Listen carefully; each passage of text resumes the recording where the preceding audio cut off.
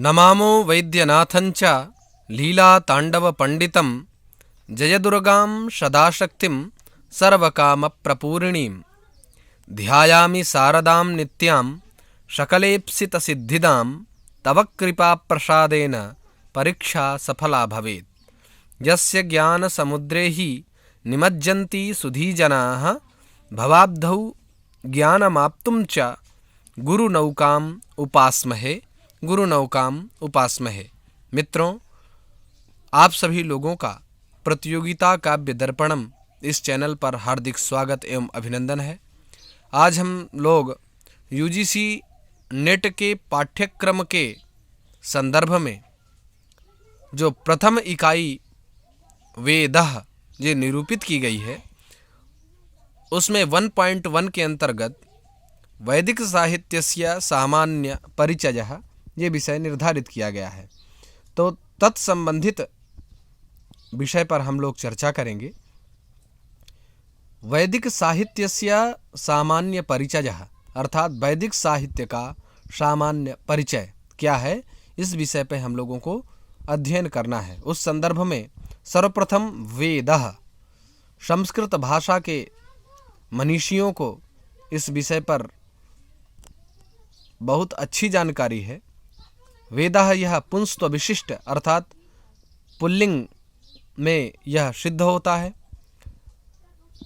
ज्ञानार्थक with धातु से घई प्रत्यय के संयोजन से वेद शब्द की निष्पत्ति हुई है।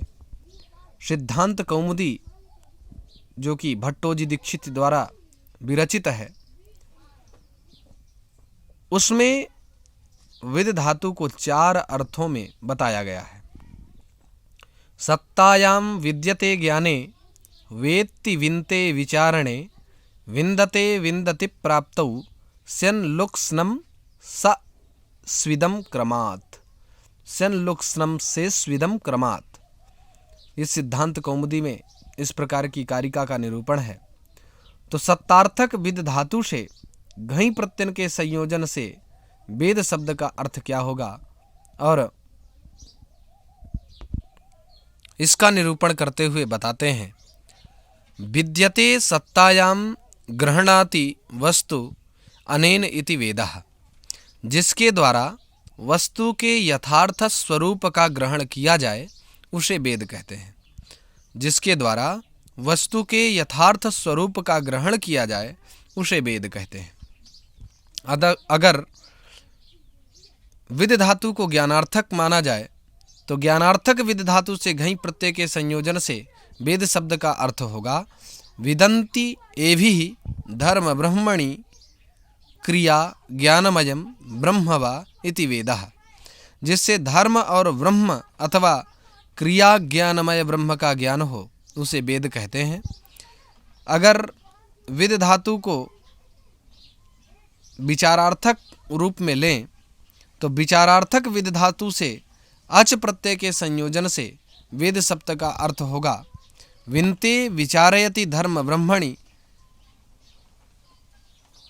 क्रिया ज्ञानमयम् ब्रह्म वेति वेदः, जिसके द्वारा धर्म ब्रह्म अथवा क्रियामय ब्रह्म का विचार किया जाए उसे वेद कहते हैं।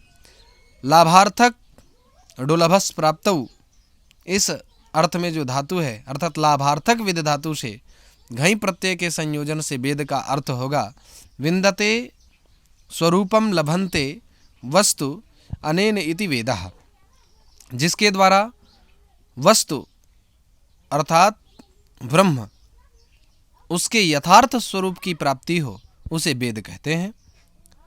स्वामी दयानंद भी उपरोक्त चारों प्रकार के अर्थों के वाचक विद धातु से वेद शब्द की उत्पत्ति मानते हैं। विन्दन्ति जानन्ति विद्यन्ते भवन्ति विन्ते विचारयति विदन्ते विन्दन्ते लभन्ते सर्वे मनुष्याः सद्विद्यां वा तथा विद्वांसश्च भवन्ति ते वेदाः। ऋग्वेद भाष्य भूमिका में निरूपण किया गया है और कहा गया है जिससे मनुष्य सद्विद्या जानते हैं या सद्विद्या को प्राप्त करते हैं या सद्विद्या विषयक विचार करते हैं या सद्विद्या को प्राप्त करने के उपरांत विद्वान होते हैं अथवा सद्विद्या की प्राप्ति के लिए प्रेरित होते हैं, उसे वेद कहते हैं। लेकिन वैयाकरण लोग वेद शब्द का निर्वचन भाव अर्थ में न करके करण अर्थ में करते हैं। विद्यते ज्ञायते अनेन इति वेदः, जिसके द्वारा कोई ज्ञान प्राप्त किया जाए उसे वेद कहते हैं। महर्षि सायण ने तैत्तरीय संहिता के भाष्य की भूमिका में इस प्रकार वेद शब्द को आख्यापित किया है। इष्ट प्राप्ति अनिष्ट परिहारयोः अलौकिकम उपायम यो ग्रंथो वेदयति स वेदः। इष्ट प्राप्ति और अनिष्ट निवारण के लिए अलौकिक उपाय बतलाने वाला ग्रंथ वेद है। इसका लक्षण भी ऋग्वेद भाष्य भूमिका में निरूपित किया गया है। प्रत्यक्षेणानुमित्या वा यस्तुपायो न विद्यते एतम विदन्ति वेदेन तस्ताद्वेदस्य वेदता। वेद परम प्रमाण अर्थात आगम या शब्द प्रमाण में उत्कृष्ट है। मीमांसकों का कहना है कि प्रत्यक्ष और अनुमान से हम जिस उपाय का ज्ञान नहीं पा सकते हैं उसे वेद कहते हैं।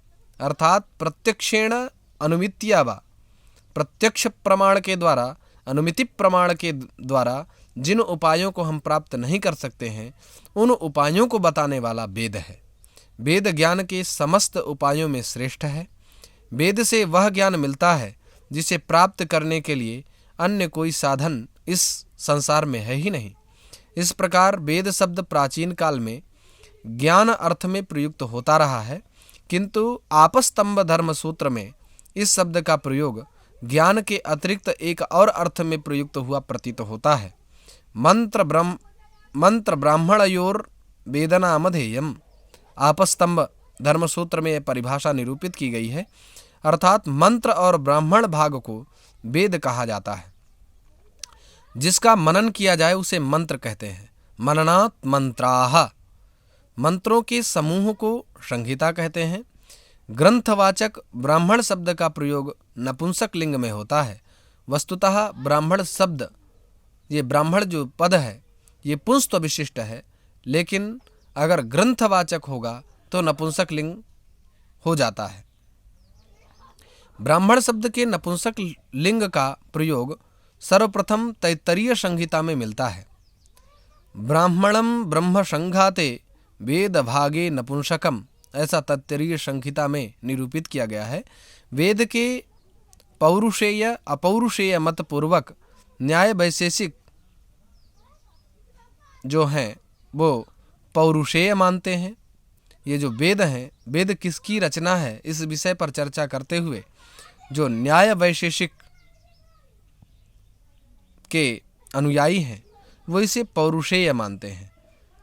अर्थात किसी पुरुष के द्वारा इनकी संरचना हुई है, इस प्रकार से मानते हैं। तथा सांख्य वेदांत्य मीमांसक इसे अपौरुषेयम वाक्यम वेदः, ये अर्थ संग्रह में लौंगाक्ष भास्कर जी ने इस प्रकार से निरूपित किया है। वेदों के अध्ययन के बिना भारतीय संस्कृति एवं भारतीयों के दर्शन को समझना बड़ा कठिन है। वेद हमारे श्रेय और प्रेय का साधन है। मनु ने वेद को समस्त धर्मों का मूल कहा है।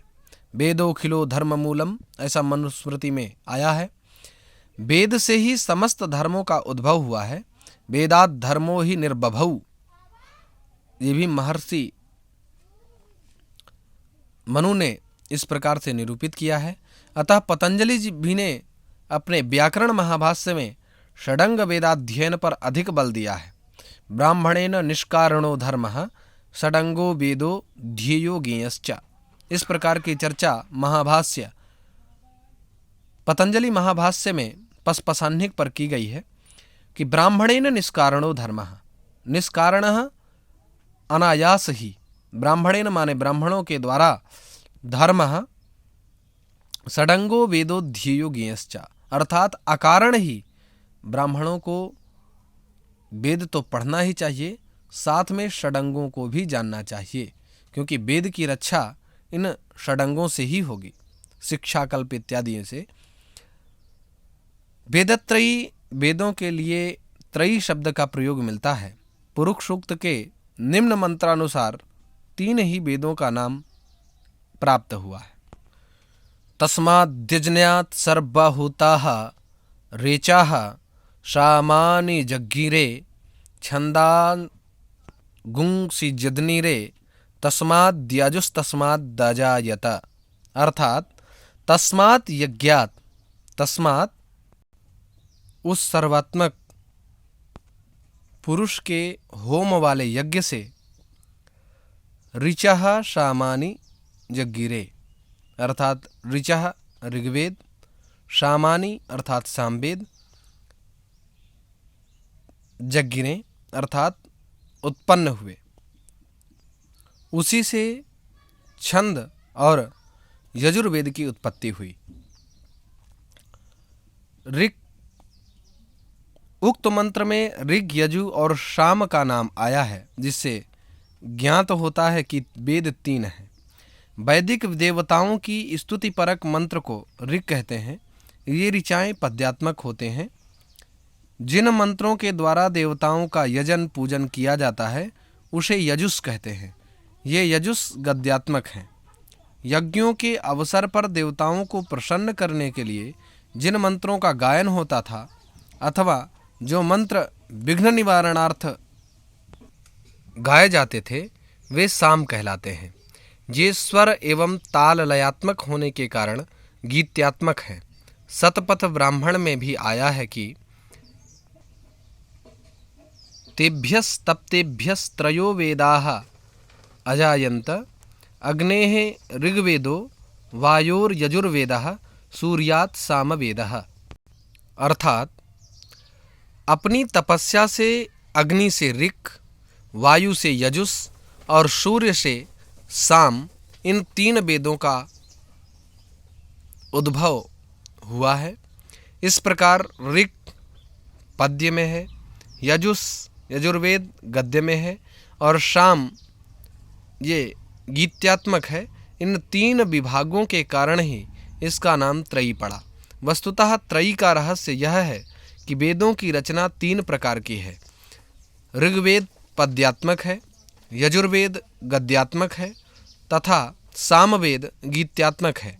जैसा कि जैमिनी सूत्र में कहा भी गया है कि गीतिषु सामाख्या शेषे यजुः। ये जैमिनी सूत्र में इस प्रकार से निरूपण किया गया है। वेद चतुष्टय श्रुति परंपरा से हम वेद 4 सुनते आ रहे हैं। महिमों के द्वारा या आदरणीय आचार्यों के द्वारा हम लोग श्रुति परंपरा के आधार पर या कर्ण परंपरा के आधार पर हम लोग जान पाए हैं कि वेद 4 प्रकार के हैं, 4 वेद हैं तथा श्रुतियों में वेदत्रयी का ही प्रमाण है। इस विचिकित्सा के समानार्थ किंचिद इदमपि, वस्तुतः वेद 4 हैं। ऋग यजु सामाथर्वाख्याः 4 वेदाः। अथर्ववेद में मारण, मोहन, उच्चाटनादि से संबंधित मंत्रों का संकलन किया गया है। संभवतः ये विषय तत्कालीन समाज द्वारा अनादृत रहे हों, अतः उस समय मारण, मोहन, उच्चाटनादि क्रियाएं नहीं होती रही होंगी, इसलिए इनका अनादर हुआ, इस वेद का अनादर हुआ। इसकी गणना वेद के अंतर्गत नहीं की गई होगी। यजुर्वेद के भाष्यकार महीधर जी का कथन है कि ब्रह्मा से चली आ रही वेद परंपरा को ग्रहण करके वेदव्यास ने मंदमती मनुष्यों के लिए ऋग्वेद को पैल, यजुर्वेद को वैशंपायन, साम को जैमिनी और अथर्ववेद को सुमंतु को उपदेश दिया। तत्रादौ ब्रह्म परंपरया प्राप्तं वेदं वेदव्यासो मंदमतीन् मनुष्यान् विचिन्त्य तत्कृपया चतुर्धाभ्यस्य ऋग्यजुः सामाथर्वाख्यः 4 वेदान् पैल वैशंपायन जैमिनी सुमंतुभ्यः क्रमात् उपदिदेश। यजुर्वेद भाष्य में इस प्रकार से निरूपण है। इस प्रकार वेद का चतुष्टय विभाजन किया जाता है। प्राचीन काल में वेद को त्रयी कहा जाता था। बाद में जब अथर्ववेद को वेद की संज्ञा प्राप्त हुई तो वेद 4 हो गए और वेद चतुष्टय की प्रसिद्धि हो गई। वेदों के इस प्रकार के विभाजन करने के कारण ही महर्षि व्यास को वेदव्यास की संज्ञा प्राप्त हुई। महाभारत के आदि पर्व में निरूपण भी है कि विव्यास वेदेन यस्मात् स वेदव्यास इति स्मृतः।